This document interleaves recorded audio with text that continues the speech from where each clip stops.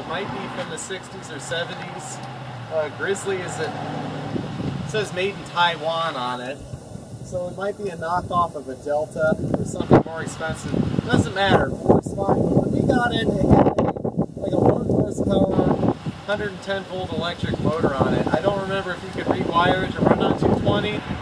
But either way, it ran on 110 when we got it used. We bought it for $50 used. Good value.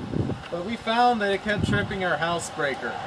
It when the blade would run into something too tough, the amp draw would kick up and it would blow our breaker.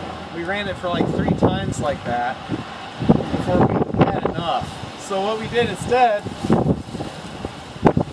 is when Harbor Freight was selling their 6.5 horsepower motors for $100, we bought one. This was $100 brand new. It's a made by Greyhound, which is the same thing as the Lifan.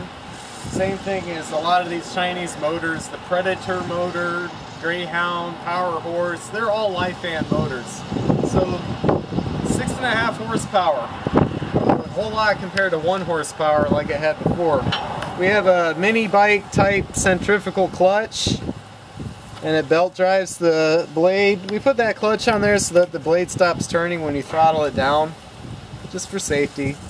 We made a new bracket. The original metal bracket for the electric motor wasn't strong enough. We eventually cracked it running this big motor on it, so we replaced it with a piece of 3/4 inch plywood. It's good plywood.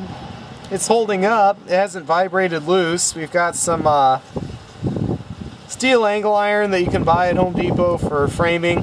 We just ran a bolt, drilled a hole through it, lined it up with the original mount here.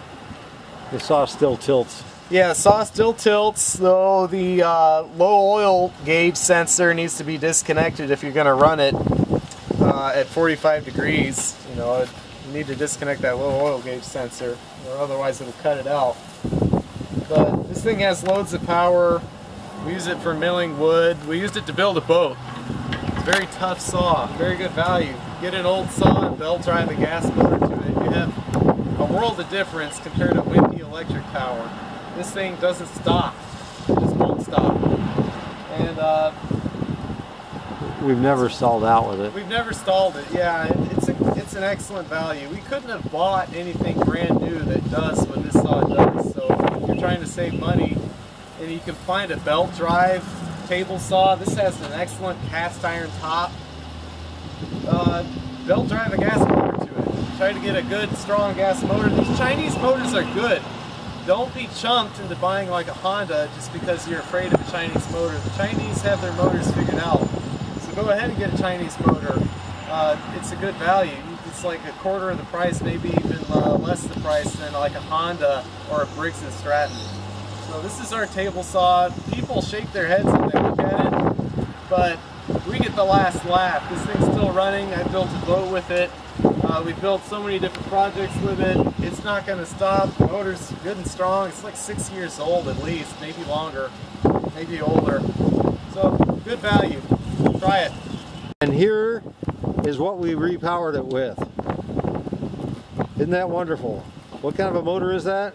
It's a Greyhound brand 6.5 horsepower gas motor, 4-stroke.